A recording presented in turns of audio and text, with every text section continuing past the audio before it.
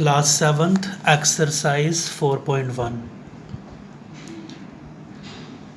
आज आपने इसका क्वेश्चन नंबर 2 करना है। बिल्कुल सेम है जैसे क्वेश्चन नंबर आपने 1 किया था ना, बिल्कुल सेम है उसी की तरह। आपको इसके कुछ पार्ट्स दिए हुए हैं क्वेश्चन नंबर 2 में। देखो जैसे ए पार्ट है, ए पार्ट में क्या दिया हुआ है, m+6 इक्वल टू क्या 15। और फिर आपको एक ब्रैकेट में दिया हुआ है m की वैल्यू, m इक्वल टू कितना दिया हुआ है 6 दिया हुआ है।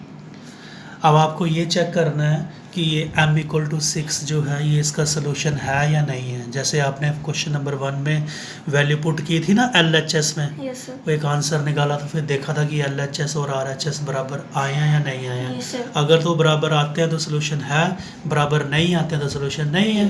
तो जैसा पहले किया था वैसे ही हम लिखेंगे पुट m इक्वल टू 6 बस इन LHS of given equation we get।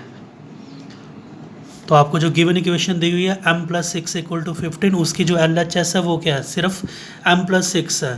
तो वहाँ पे यहाँ आपको क्या देखो m देखो वहाँ पे क्या लगाना है, 6 लगाना है।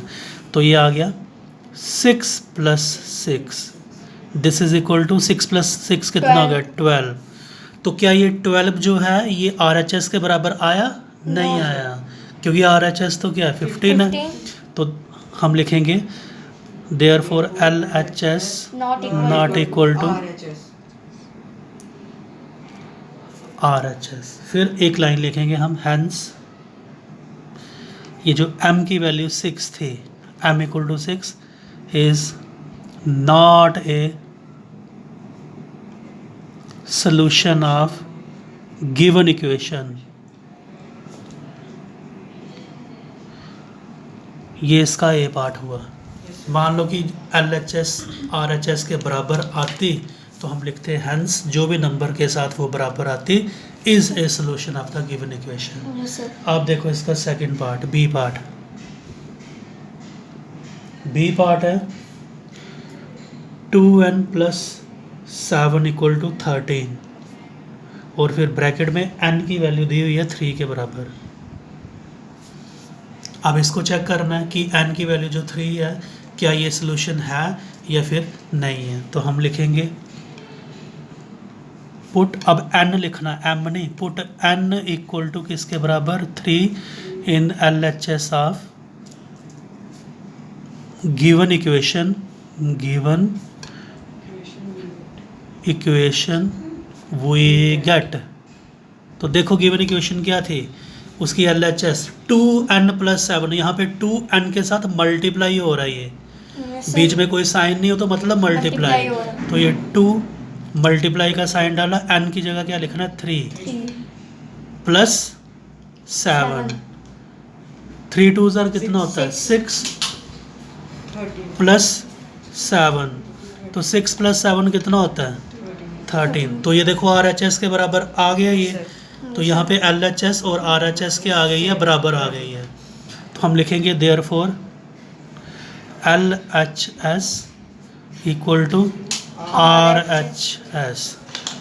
हम फिर दोबारा लिखेंगे हैंस, क्योंकि यहाँ पे बराबर आई है, n equal to 3 is a solution of the given equation. तो ये गिवन इक्वेशन जो भी थी ये उसका सोल्यूशन है। ठीक है, तो ये बी पार्ट।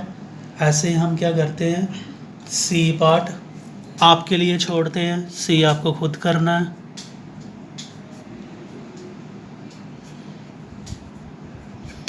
डी पार्ट देखो क्या है, डी पार्ट क्या है 4p - 3 इक्वल टू 12। और यहाँ पे आपने किसको चेक करना है, p की वैल्यू क्या करनी है 4 के साथ चेक करना है आपने। ठीक है, सिंपल है, ये भी बहुत सिंपल है, कोई इनमें मुश्किल है ही नहीं है। पुट p इक्वल टू किसके बराबर 4 इन LHS ऑफ गिवन इक्वेशन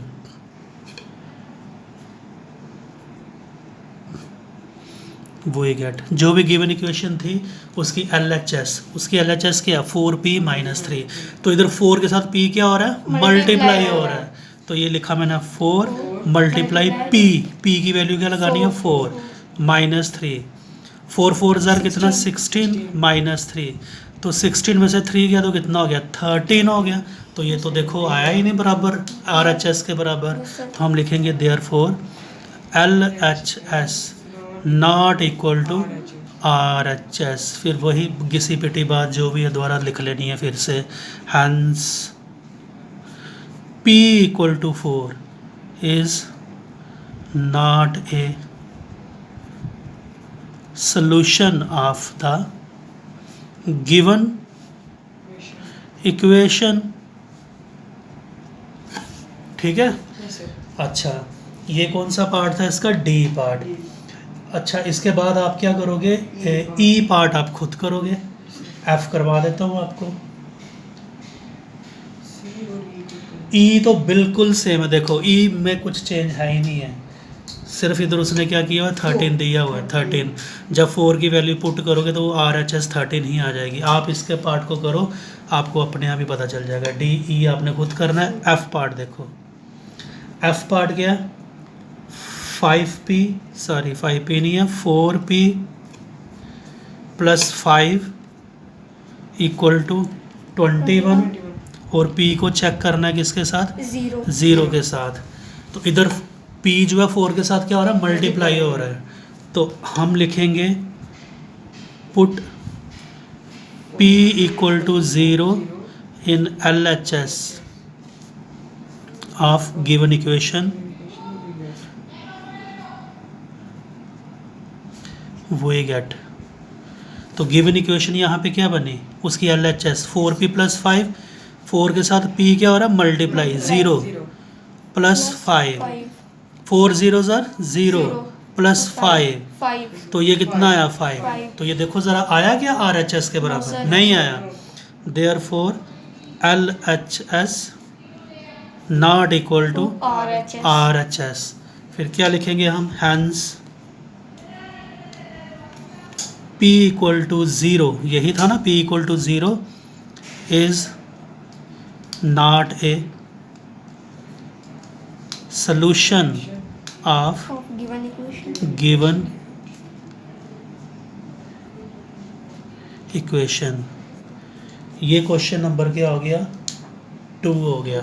ठीक है, तो इसके जो पार्ट हैं वो आपने खुद से ट्राई करने हैं और फिर अच्छी तरह से समझ के अपनी कॉपियों पे भी नोट कर लेना है।